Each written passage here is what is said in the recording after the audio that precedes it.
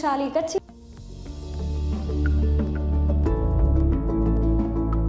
अभी भी आप लोगों ने लाइक शेयर सब्सक्राइब नहीं किया तो कर दीजिए। सबसे पहले आप कमेंट में क्या करेंगे मैं अभी लिख देती हूँ। ये आप लोगों को कमेंट करेंगे जिससे आपकी अटेंडेंस मार्क होगी। करते हैं लास्ट आपका जो गाला का जो पेपर है, दैट इज पेपर नंबर 6। हम लोग सॉल्व करने वाले हैं सेक्शन नंबर ए और सेक्शन नंबर बी। मैंने जैसे बोला है कि मैं उस हिसाब से करवाने वाली हूँ कि अगर कहीं पे मुझे लगेगा कि इसके अगेंस्ट में कुछ दूसरा आंसर आना चाहिए या तो फिर मतलब क्वेश्चन अलग हो जाता तो दूसरा आंसर हम उस हिसाब से करेंगे। तो स्किप मत करना, अगर करो तो देख लेना, क्योंकि मैं अगर कुछ टिक कर रही हूँ या वैसा कर रही हूँ तो पहले समझाने के लिए, तो आपको ऐसा ना लगे कि मैम ने ये टिक किया था मैंने तो उस स्किप में वो देख लिया था, पर मैं समझाने के लिए वो टिक करती हूँ और मैं बोलती हूँ कि वो होता तो ये आंसर है, अदरवाइज ये है। ठीक है जैसे आप कहे। चलो, the total degree of a circle is known as 360 degree. ये हम लोगों ने पेपर नंबर 1 में भी किया था, ये हमारा वन लाइनर था। How many types of technologies are being proved useful in the study of economics. कितने टाइप के टेक्नोलॉजी? टोटल 3 टेक्नोलॉजी होता है, कंप्यूटर टेक्नोलॉजी, इंटरनेट और तीसरा है CD। तो हमारा आंसर आ जाता है 3। जाते हैं हम लोग आगे। Generally which countries are related with the concept of economic growth. Economic growth किसके साथ रिलेटेड होंगे? डेवलप्ड नेशन के साथ। और इकोनॉमिक डेवलपमेंट अगर पूछे तो डेवलपिंग, ये याद रखना। अगर वन लाइनर में दोनों का डिफरेंस भी पूछ ले तो आपको आइडिया होना चाहिए। 4th क्वेश्चन पे जाते हैं हम लोग। What was the per capita income of India in US dollars according to human develop HDR report of 2014। ये मैंने डेटा बहुत बार बोला है बाजीगर वालों को ऑफलाइन वाला, भाई ये याद रख देना कि US डॉलर में अगर आप HDR करना चाहते हैं तो इंडिया का तो आपको याद रहना चाहिए, दैट इज 45497। ठीक है, आंसर ये है। अगर आप लोगों को ये सारी चीज़ें डिटेल में चाहिए, accounts that's eco BA UKIConline.com हमारी वेबसाइट भी है, एंड्रॉयड और iOS ऐप भी है, आप उसमें जा सकते हो। हम लोगों ने पूरा आपके लिए ही एक कोर्स बनाया है कॉमर्स के बाजीगर्स, जिसमें आपको चार सब्जेक्ट 999 रुपीज़ में मिल जाएंगे, दैट इज 10,000। तो पर सब्जेक्ट आपका 2500 पर आप इन डिटेल पढ़ पाओगे। इनफैक्ट एग्जाम के अगले दिन भी आप पढ़ पाओगे, जितना कर सकते हैं। आपके प्रीलिम्स भी आ रहे होंगे तो ये सारी जगहों पे आपको बहुत ज़्यादा यूजफुल रहेगा। और हम लोगों ने इनफैक्ट ऐसा कोर्स डिज़ाइन किया है कि आपका कॉन्सेप्ट बहुत इजीली क्लियर हो जाएगा। साथ ही साथ अगर आपको अकाउंट्स और स्टैट्स में जैसे सम्स है, एडमिशन रिटायरमेंट में काफ़ी लोगों को डाउट रहते हैं, इक्विटी शेयर्स में, डिबेंचर्स में डाउट रहते हैं, ठीक है, या तो फिर जो भी है फाइनल अकाउंट्स की कंपनी फाइनल अकाउंट्स में डाउट रहते हैं भाई बाद में, ये सारे अगर होते हैं तो हम लोगों ने वैसे लेक्चर्स रखे गए हैं, काफ़ी लेक्चर जो लाइव लेक्चर्स से रखे गए हैं, जिसमें हम लोग प्रॉपर एडिटिंग के साथ रखा है। तो आपका कोई टाइम वेस्ट नहीं होगा कि बीच में बात कर, कुछ भी नहीं, आपका मेन वो अप टू दी मार्क आपका रहेगा और सारी चीज़ें बहुत ज़्यादा डिटेल में समझाई गई है। तो आपको ये चार सब्जेक्ट आपके क्लियर हो जाएंगे। लिंक डिस्क्रिप्शन में है, आप उसमें से ही डायरेक्टली परचेस कर सकते हैं। जाते हैं हम लोग आगे 5th क्वेश्चन में कि भाई जो वापस से डेफिनेशन वाला एक क्वेश्चन आया कि ये डेफिनेशन किसने दी है, अगर आपको पता हो तो चलो मैं एक काम करती हूँ, ये आंसर आप मुझे बताओ।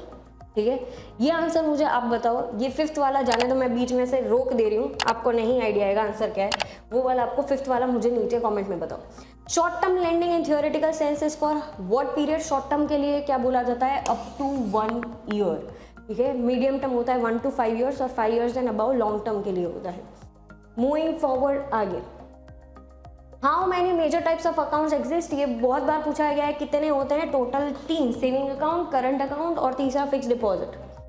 ठीक है, अब जाते हैं हम लोग आगे। According to the estimate of year 2011-12 कौन सी कैटेगरी में 32 ये वापस से रिपीट हुआ है, जुलाई 22 का वापस से ग्वाला वाला ने डाला है, दैट इज ओडिशा। तो calculate the absolute poverty international level पे कौन से 2015 में डेली इनकम के हिसाब से कौन सा हमने पैरामीटर कंसिडर किया गया था?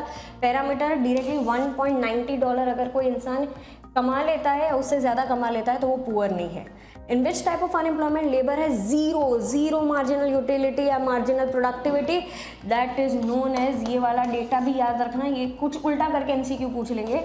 इसका आंसर आ जाता है डिसगाइज। तो ये आंसर मेरा सही चला जाता है कि जीरो उसमें आउटपुट होता है, इंसान को ले लो या रख लो कोई फर्क नहीं पड़ेगा। जाते हैं आगे। दीनदयाल उपाध्याय ग्रामीण कौशल्य योजना कौन से एज ग्रुप को टारगेट करती है? वो एज ग्रुप टारगेट करती है 18 to 35 years. In 2011 the number of females पर 1000 मेल्स इन गुजरात वो है 918। गुजरात पूछा है, इंडिया नहीं, तो यहाँ पे ट्विस्ट करके आप इंडिया का डेटा मत लिख देना, और इंडिया वाला भी यहाँ पे लिखा गया है, आप ढूंढ के मुझे बताओ कि इंडिया में कौन सा वाला डेटा दिया गया। ठीक है, गुजरात वाला 918 है। जाते हैं हम लोग आगे। अब आता है what is the estimated population of India between 2011 to 2025। Estimated population दी गई थी कि इतनी होगी 2025 तक, 139.98 crore. In agriculture the improved seeds किस में जाते हैं? इम्प्रूव्ड सीड्स जाते हैं टेक्नोलॉजिकल में, ठीक है, कि वो चेंज होगा तो भाई हमारी प्रोडक्टिविटी भी बढ़ेगी। Moving forward, geographical mobility of which factor is zero.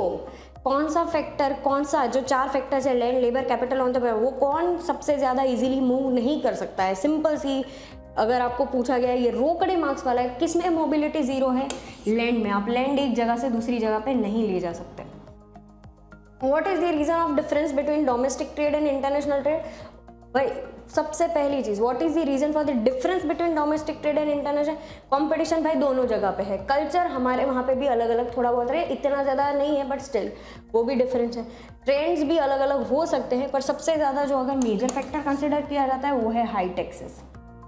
जाते हम लोग आगे, which of the following production unit is not a cottage industry? Cottage industry में भाई अगरबत्ती, खादी, खाकरा, पापड़ आ सकता है, पर ये वाला नहीं है, ठीक है।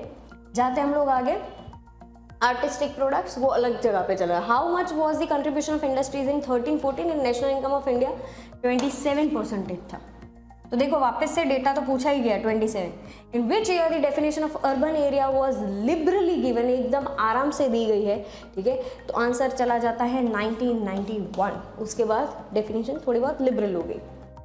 Moving forward, how many ways of generation of electricity are there in India? Total कितने वेज में होते हैं? हम लोगों ने एक पेपर स्टाइल में इनफैक्ट इसको डिस्कस भी किया गया है कि कौन सा वे सबसे इजी, मतलब कितने वेज है टोटल। तो उसका आंसर आता है 4 वेज, ठीक है। जाते हैं सेक्शन नंबर बी में कि भाई बार डायग्राम का मतलब क्या है और उसके कौन कौन से टाइप्स है। Bar diagram generally it is a graphical representation of data using bars of different heights और लेंथ्स। फॉर एग्जाम्पल अब 2 टाइप के बार डायग्राम भी होते हैं, हॉरिजॉन्टल और वर्टिकल। साथ साथ में उसके टाइप्स में एक सिंपल होता है, डिविजनल होता है, डिवाइडेड बार डायग्राम होता है, क्लस्टर्ड बार डायग्राम होता है। यहाँ पे सब डिवाइडेड लिखा गया है, मल्टीपल। तो सिंपल आपको अगर लिखना हो, simple, clustered, divided, percentage wise भी हम बोल सकते हैं। HPI और GDI का फुल फॉर्म क्या है? HPI मतलब ह्यूमन पॉवर्टी इंडेक्स और GDI मतलब gender development index. Meaning of commercial bank and central bank, दोनों का डिफरेंस क्या है? कमर्शियल बैंक क्या है कि ऐसी बैंक है जो लोगों के पास से डिपॉजिट कलेक्ट करती है और सामने वो पैसा लेंड करती है। सेंट्रल बैंक क्या है? It is the monetary authority, वो एपेक्स बैंक है जो सारे बैंक्स को रेगुलेट करती है, मॉनेटरी पॉलिसीज बनाती है, जिस वजह से सप्लाई ऑफ मनी जो है, सप्लाई हमारे वहाँ पे कंट्रोल में रहता है, या तो फिर जब सप्लाई ज़्यादा ज़रूरत है वो सप्लाई भी करेगा। तो इन शॉर्ट ये दोनों के बीच का मेजर डिफरेंस है, कमर्शियल बैंक और central bank. In India who has the sole right to issue currency notes and currency coins? यहाँ पे कोई चीज़ नहीं बोली गई, डायरेक्टली बोला गया सोल, मतलब एक ही इंसान के पास, किसके पास मेजोरिटी राइट्स है? हमारे, हम लोग आंसर लिखेंगे RBI। यहाँ पे फाइनेंस मिनिस्ट्री नहीं होगा, किसके, एक इंसान के पास ही ये सारे राइट्स है, तो RBI के पास है। भाई right the full name of IRDP और प्रधानमंत्री फसल बीमा योजना। तो IRDP का आपको फुल फॉर्म आना चाहिए, PMFBY का आपको फुल फॉर्म आना चाहिए। डिस्गाइज्ड अनएम्प्लॉयमेंट क्या है कि अगर कोई इंसान, बहुत सारे लोग एक ही जगह पे काम कर रहे हैं but still they are not doing any fruitful work, अगर आप उनको निकाल भी दो तो भी प्रोडक्टिविटी सेम की सेम रहेगी, इट डजंट चेंज, देन हम लोग बोलते हैं कि उस टाइप के अनएम्प्लॉयमेंट को बोलते हैं डिस्गाइज्ड अनएम्प्लॉयमेंट। और इनफैक्ट ये नेकेड आई से हम लोग नहीं देख पाते हैं कि एक्चुअली में हमें पता भी नहीं चलेगा कि क्या है, इसलिए इसकी मार्जिनल प्रोडक्टिविटी होगी 0। ये सारी चीज़ें आपको आइडिया होनी चाहिए। कौन सी कंट्री में सबसे ज़्यादा पाया जाता है? ये डेवलपिंग कंट्रीज़ में सबसे ज़्यादा पाया जाएगा, जहाँ पे एग्रीकल्चर सेक्टर का प्रीडोमिनेंस बहुत ज़्यादा है। मैं वापस से वो स्लाइड आप पोज करके देख भी सकते हो, तो मैंने समझा दिया है but still if you want to go through. Okay, ICAR और IADP का फुल फॉर्म यहाँ पे मेंशन कर दिया है मैंने, ठीक है। जाते हम लोग आगे, which factor of production is the most mobile in international trade? Why? आपके वहाँ पे मोस्ट मोबाइल में एंटरप्रेन्योरशिप भी लिखा गया है, पर लॉजिकली अगर देखने जाए तो कैपिटल, क्योंकि कैपिटल भाई एक जगह से दूसरी जगह पे जा सकेगा। इकोनॉमिक्स में कैपिटल का मतलब, अगर आप लोगों ने 11th स्टैंडर्ड के लेक्चर्स नहीं देखे तो वो भी देख लेना। जनरली कैपिटल का मतलब ये होता है कि जो चीज़ आपकी प्रोडक्टिविटी इंक्रीज करने में काम लगती है, that is known as capital. तो भाई अगर मेरे लिए मेरा लैपटॉप बहुत ज़्यादा यूज़फुल रहता है, तो मेरे लिए वो मोमेंट पे वो कैपिटल बन जाता है। तो लैपटॉप कोई भी टाइप का आपका इन्वेस्टमेंट है, आपका लोन है या कुछ भी है या फाइनेंस, अब एक जगह से दूसरी जगह पे शिफ्ट कर सकते हो। आपका लैपटॉप एक जगह से दूसरी जगह पे आप शिफ्ट कर सकते हो। That's why capital is more dynamic, more mobile. और एंटरप्रेन्योरशिप में आपके वहाँ पे एक लाइन मेंशन की गई है, एंटरप्रेन्योरशिप भी अब धीरे धीरे बहुत ज़्यादा मोबाइल हो रहा है। State the classification of public sector units. Public sector units क्या क्या है? Public department, public corporation, public companies या गवर्नमेंट कंपनीज भी बोला जाता है। What is meant by internal migration and international migration? अगर बाउंड्री के अंदर, जियोग्राफिकल बाउंड्री के अंदर आप माइग्रेट हो, मतलब एक जगह से दूसरी जगह पे जाते हैं, दैट इज इंटरनल माइग्रेशन। अगर यहाँ से आप दूसरी कंट्री में जाते हैं, दैट इज इंटरनेशनल माइग्रेशन। और यहाँ पे हमारा कंप्लीट होता है गाला paper 6। All the very best. हम लोग आगे भी नए नए सीरीज लेकर आएंगे। मिलते हैं, तब तक के लिए एवरीवन, बाय बाय।